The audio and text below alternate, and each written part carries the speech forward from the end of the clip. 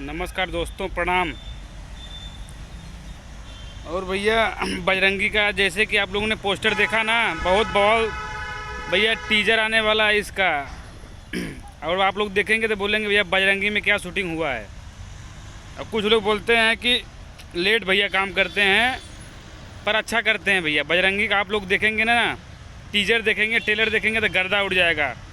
पूरा पूरा हनुमान जी का रूप है भैया, और गर्दा कबाड़ देंगे। पावर स्टार पवन सिंह, जितने भी वीडियो आप लोग देख रहे हैं पावर स्टार के फैन है ना, शेयर कर दीजिए भैया।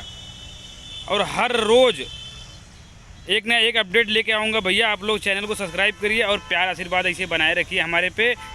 और मैं यही चाहता हूँ कि आप लोग भगवान हैं बस। और आप लोग अगर प्यार आशीर्वाद बनाएंगे तो हर रेगुलर वीडियो लेके आऊँगा मैं, ठीक है।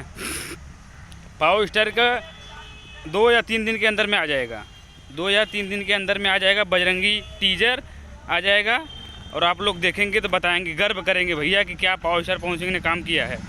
वीडियो को लगातार आप लोग शेयर कर दीजिए और प्यार से बनाइए, हर वीडियो आपको मिलता रहेगा, ठीक है। थोड़ा मैं बिजी हूँ इसलिए जल्दी जल्दी वीडियो बना दिया। चलो, लव यू।